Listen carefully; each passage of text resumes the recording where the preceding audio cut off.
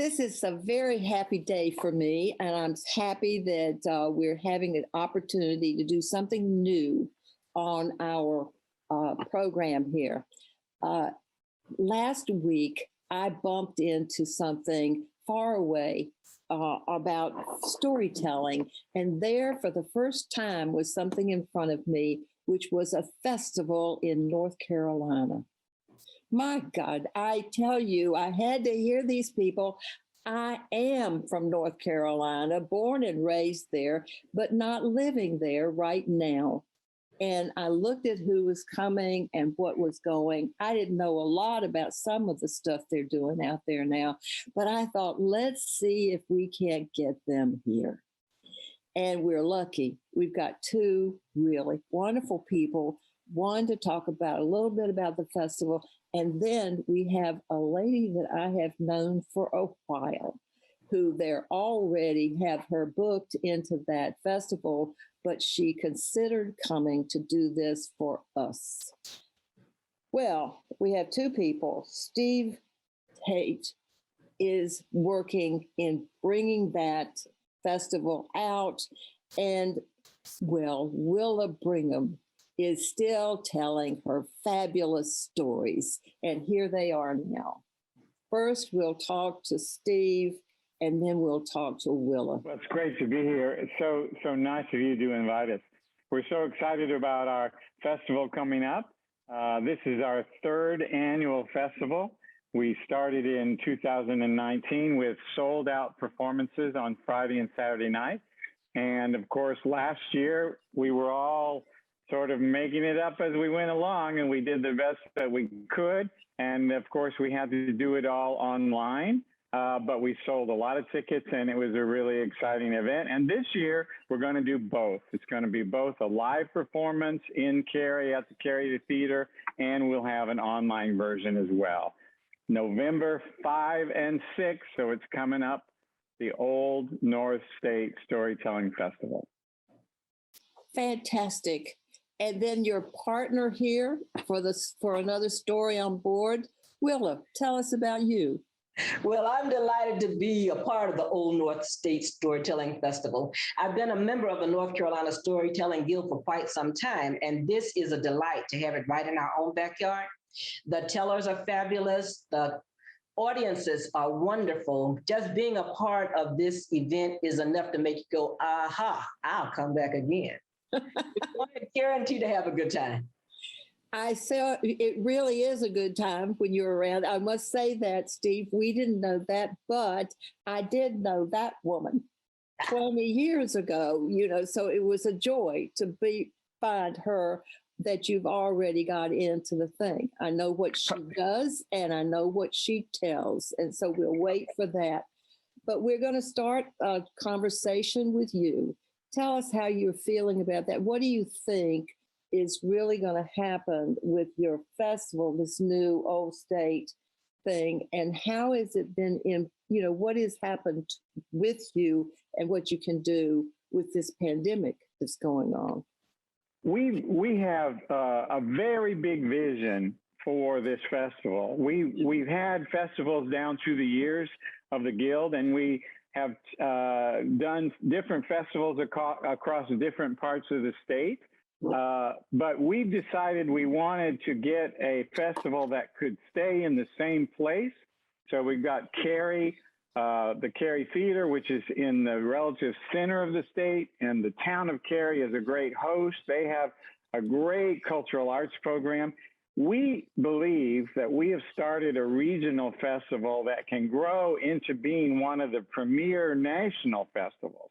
And so we feature well-known professional tellers like Willa. Happens to be this year, we have 3 of our 5 national tellers are actually North Carolina residents. And then we have one other one from Georgia and one from Minnesota. But then we always also feature 4 local tellers. So we have 4 regional tellers. They audition. We had many applicants this year. We chose the 4 very best ones. So we have these new voices that come in and join with the featured tellers. So there's a wide variety of genres, styles, diversity, personality, and including this year, we're doing a special children's show. We have four cases, Friday night and on the 5th, and 3 on Saturday. And the Saturday morning showcase is especially for families with young children and for the young at heart, because these will be children's stories that the adults will want to hear too. So there's something for everybody, and we are going to make it safe. We are going to require that all performers and staff and people who attend present a certificate of vaccination or a negative COVID test, so that it'll be a safe environment for everyone who comes. And we're really looking forward to being back in the theater with a live audience. You know, we as storytellers, we depend on that feedback, that energy from the crowd, but we're also going to film the whole thing. And so you can stay at home if you need to and still be a part of it. You know, that just has wonderful sound about it, you know, that people need that so badly right now. We've been losing a lot by not going out into the group. And yet that's been a very reasonable, sensible thing for people to do. How do you feel if people walk in with no masks on? Well, we will require masks. You know, we've decided that we want to make it safe for people. So if you don't want to wear a mask, then don't come, because you can stay home and watch the whole show. You can laugh, you can cry, you can be in your pajamas and watch it at home. But if you come to the theater, don't come in your pajamas, but put your mask on and show us your little certificate, and you will be warmly welcome, and you will be safe, and you'll be a part of the show. So really, whatever you're comfortable with, you can do. We're giving you the choice, and we want to make it a safe environment. And we want you to be a part of what we're doing here. We see 4 or 5 years down the road, we're not going to be in this 175-seat theater anymore. We're going to move across the block to the 400-seat theater that is right there in Cary, and make this a really important national festival as well. So come be a part of that. We want to grow it together. I think it's just great. I think that North Carolinians, you know, are talkers. They're great tellers. You know, I grew up like that, and I learned it from my aunts. And I know that that's part of that genre there, is people want to tell those stories. And so you're saving it, aren't you? What was your feeling about that? You're saving it? You know, if you study the whole history of the revival of storytelling, you realize that Appalachia is right in the middle of that, right? So when that revival started 40 years ago, of course, we were the place that was going to rebirth it, because it never had died here, really, right? It just needed to be recognized. So we have this strong feeling that we have something really special in the South and really special in North Carolina. And we want, one of the great things about the pandemic, we had 200 people bought tickets last year to our online show. And those 200 people were in 22 different states. So one of the great things about having the online as well as the live is we have people from all over the country, really even all over the world, that can take part in our unique, entertaining and heartwarming North Carolina stories.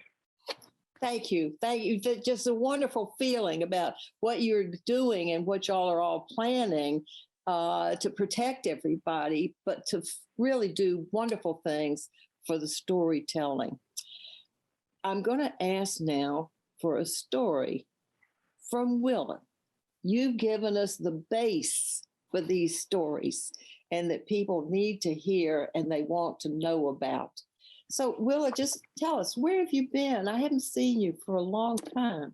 I've been hibernating. I've been having the best time. Since you've seen me, I became a cover girl. Check this out. Oh my goodness. Of a magazine. I have been crafting.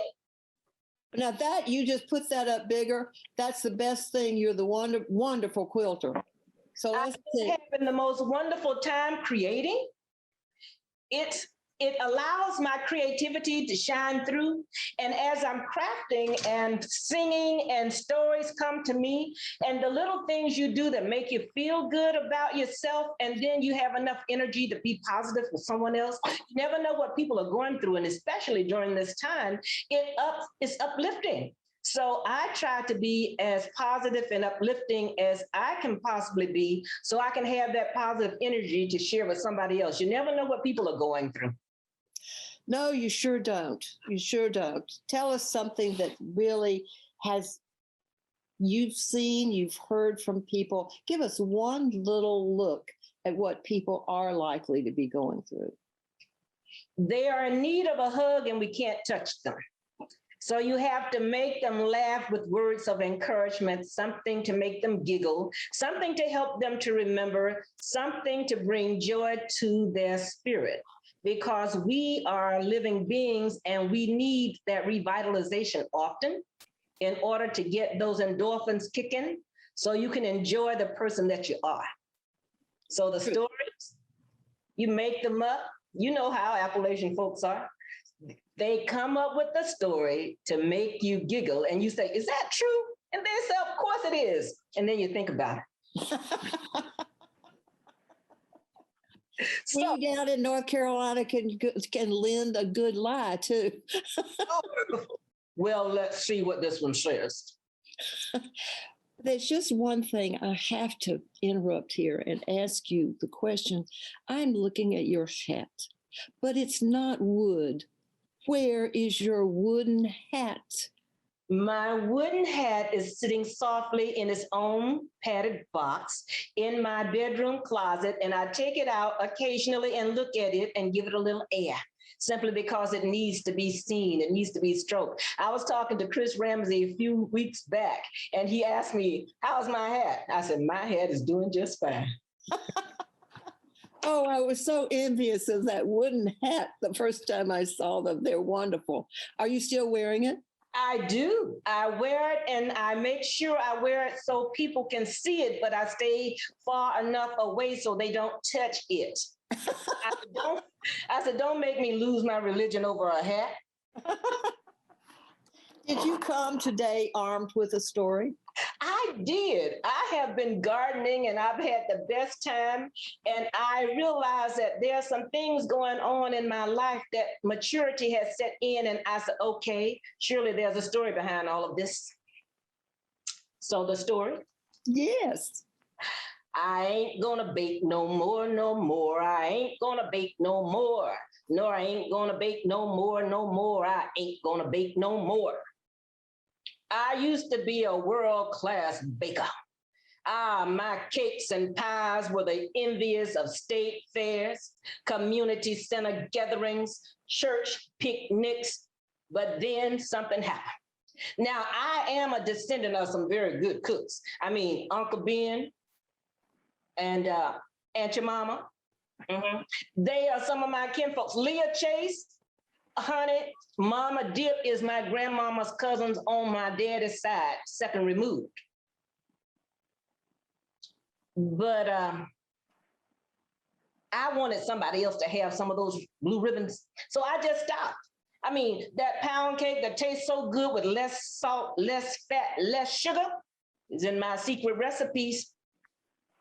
I got lazy because I wanted to garden instead. I wanted to plant flowers and I wanted to pull weeds and I wanted the seeds to grow and eat the product. But one day I woke up and had a hankering for a cookie. I wanted a coconut macadamia chocolate chip pecan cookie. And I went to the store and found them.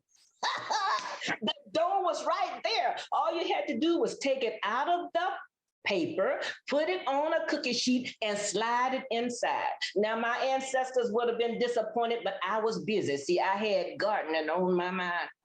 It said very clearly, 350 degrees. I pre-warmed the oven, slid it in, and then I thought while the cookies were baking, I'd go out and weed the garden. And I did. I went out and weeded, but then I realized I needed some more dirt. So I went up under the house and I found the fertilizer and I sprinkled it all over my flowers. And then I looked at them again and thought, well, they needed a little bit of water. So I watered them. And by now I'm thinking, all right, those cookies ought to be ready. So I came in to wash my hands. And while I was in the bathroom, I noticed the window was dirty. So I might as well clean it. So I cleaned the window. And while I was cleaning the mirror, I looked over on the, don't you know, I didn't clean that tub the last time I took a jacuzzi shower. The jacuzzi needed cleaning too, so I cleaned that. And by now I am exhausted because goodness knows I could use a cup of tea. So I went into the kitchen and realized the oven was on. And that's when I remembered the cookies. I opened up the oven because the alarm had been going off for quite some time. And there on my cookie sheet was 6 of the hardest little rock concrete imitation cookies I ever seen in my life. They were delicious to look at, but when I picked up one doggone it had to weigh 100 pounds. And I realized there was no way I was going to eat this cookie. Matter of fact, there was no way anybody was going to eat this cookie.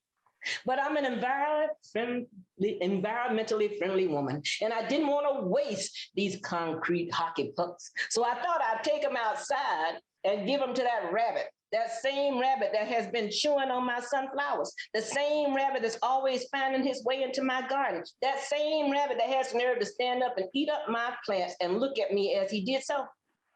Surely he needed a concrete hockey puck of a cookie. So I tossed it over to him. He looked at the cookie, picked it up, took a big juicy bite, and broke a tooth.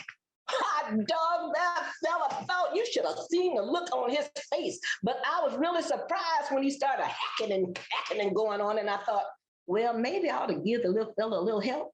I was about to leave my patio and give him a little pat on the back when his sister jumped out of the hole and started the Heimlich maneuver. And that poor rabbit was pulling and a coughing. And by that time, a chunk of that cookie came flying out of his mouth, flew past me, hit the window, and broke the voice on the kitchen table.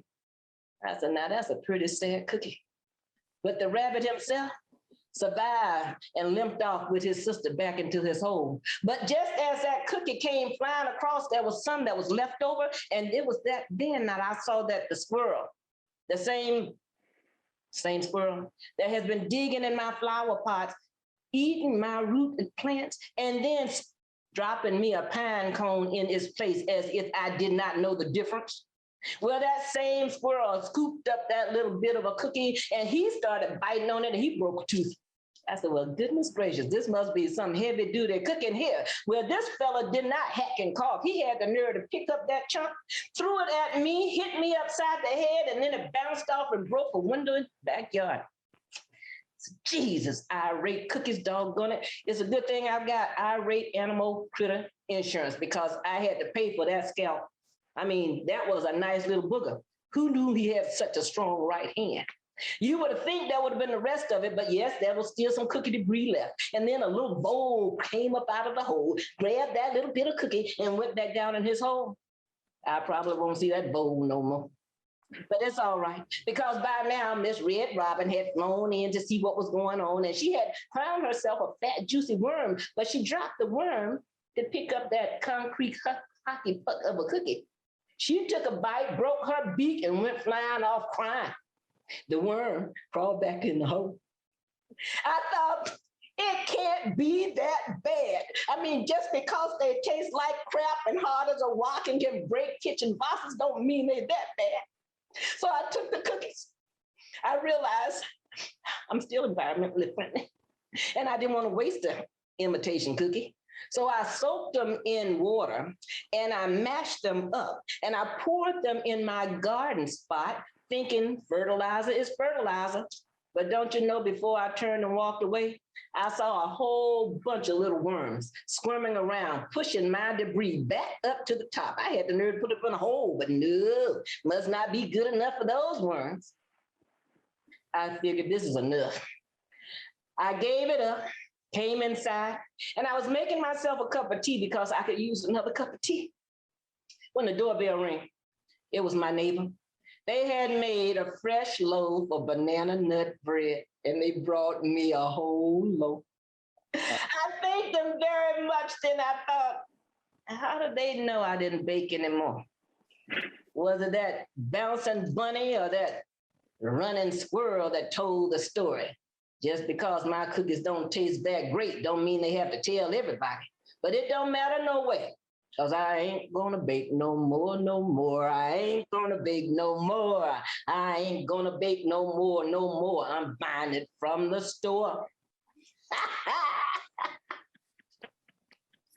That's good. You know, it reminds me the voice that you put into them are just really wonderful. They just wonderful. They have such energy in them. And yet, as I was listening and thinking, it just flavors folk tales. Wonderful folk tales. Where did you find all that stuff? I'm really from experience. The rabbits have been eating up my sunflowers. The squirrels have been leaving pine cones in my plants. The worms did have the nerve to crawl up out of the hole they saw me and went back down. So I threw them a cookie, they would eat it. And the cookies were so awful, nobody was going to eat them. And so, yes, I did turn them into fertilizer. So I figured, it's me, because you forget what you're doing as time goes by because you're doing too many things. Multitasking does not necessarily work if you want a good cookie. That's very good. The other thing is I don't have a watch on, you know, so I'm sure that I'll get a single here for a little bit. I don't know exactly. Would you tell all of us why you do quilts? And she does some of the most beautiful quilts I've seen. What's your favorite and what makes you love it? I love quilting because it allows me to de-stress. It allows me freedom of mind, body, and spirit. It's very soothing. It's like a prayer. When you have that energy that needs to be calm, what's that thing that you love to do that not only gives you a product at the end, it allows you to have many different energies to pull from. I quilt because it's good for my soul, but I also give quilts to single. There's a program here where people are going back into homes that have been out and they need covering and all. I also do quilts for the military guys of valor because my brother is a retired colonel now, and my husband is a Marine former. So I love supporting our troops. It allows me the energy to do so. But I also make these quilts where these are called fidget quilts. And I put beads and buttons on them. So anybody who's going through changes usually have some relief. My girlfriend's mother is in early stages of dementia. And I read that fidget quilts can help them calm down. I have a friend with a special needs child, and the fidget quilt was very calming for him. I have a buddy who's visually impaired, and she enjoys it as well. So there are so many avenues that you can utilize in sharing that allows somebody else to feel joy. Why can't you do it? Do something. I mean, I can call them up and tell them a joke, but I think the quilt is a whole different animal. It's something that they can hold on to. And I like the fact that it even covers you up if you get cold. Yeah. I think that's really good. I had not planned on asking you about that, but I know about your quilts. And the most, as it kept on and on, that thing, and I'm so glad that did come up, because that's a lot to tell people, to give them that stressing, you know, working with the stress. And, you know, it always tempts me because I have so many scraps in bags and stuff, you know, that I need to get those out. My favorite is the scrap quilt. Out your scraps, grandmother's apron, your grandfather's shirt, your brother's pants, whatever. I love recycling and upcycling because it gives those items another life. My son made transition 4 years ago, and I am now just beginning to put 12 of his shirts into a quilt. they were all so nice. I didn't want to, you have to let go at some point. And so I'm letting go because somebody else can use all of his beautiful clothes. But I kept 12 shirts because I will make a quilt for me and I will make a quilt for his son. So he will never leave us and he can wrap his arms around us via that quilt. Thank you. That's a beautiful, beautiful way of bringing that together, especially in what's happening in our worlds these days, that there's so much of that we all know through story, through this, through anything that will help us, to do that. And we should, I'll make a telephone call. We should talk about that more, but it's these things, I believe, through storytelling, connect with people. They give you deep feelings if you listen to the stories. Not completing high school is more of a social thing than it was an academic thing. Even though all these years have passed, I still had that longing to have my diploma. I have a mentor, and she convinced me to continue my education. No one receives a diploma alone. If you're even considering getting your high school diploma, go get it. You can do it. Find free adult education classes near you at finishyourdiploma.org. Well, I see now that we've had these really rich things from you, Willa. Steve, what have you got to tell us? Again, I want to give the invitation to anybody and everybody. If you are in the area and want to come to the theater, we're all, when we come back after this long period of isolation, the energy in the room of being with people together, experiencing the humor, the laughter, the heartwarming things that we hear. Storytelling is such an amazing vehicle for helping us tap into the full range of emotion, right? And we've all been alone for all this time and all just watching things on the screen. To be in an audience again is such a healing experience. So if you're vaccinated, if you're ready to get out, if you feel like you can feel comfortable in our space because we're making it a safe place, come join us at the festival. If you're not in the area or don't want to come, look us up online. These tickets are really, really cheap. Okay, it's very affordable. You can do one or a multiple number of the 4 showcases, or you can buy a full weekend ticket, which will give you all 4 Friday night and the 3 Saturday showcases, including the Saturday morning children's workshop, or you can do it online. The place to go is Old North State Storytelling Festival.com. And that'll be on the graphic that Melissa will put up, the Old North State Storytelling Festival.com. Got a wonderful website. You can get all the information about how to get your live or online tickets there. We also have a Facebook page. We're doing a lot of promotion about the festival. And I do want to mention our 5 featured tellers, Willa. We've got Milbra Birch, we have Andy Offit Irwin, we have Josh Goforth, and we have Kevin Kling. We have such a range of genre, personalities, diversity. You will be so glad that you joined us in any way that you're comfortable in doing. Remember, Old North State Storytelling Festival.com. Did I miss the date? When are y'all doing? November 5th and 6th. We always do it the first full weekend of November. So this year it's November 5th and 6th. But we're committed to doing this every year and building it and growing it and sharing the joy and the love that we've all experienced with storytelling with a wider audience. And I do want to say, our partner in this, which is the city of Cary, is part of why this is so successful. Will lives there. They have such a strong cultural arts program. So we believe we finally found a home that's going to be our permanent home, and it's a great partnership with the city. And so we're so happy that you folks up in Maryland have had some interest and spread the word about our festival. We appreciate it. Listen, They will. We will all love those. I will definitely have your tickets, in that I lived in Chapel Hill for a while. I have babies born there. And I know what y'all are all about, generally, not intimately, but generally.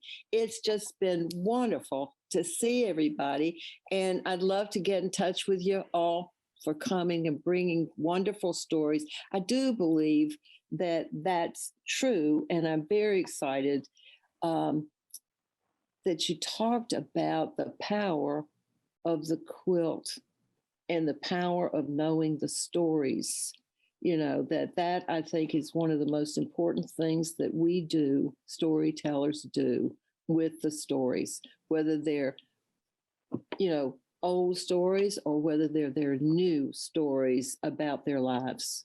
Either way, it's wonderful. Thank you so much for coming. Thank you.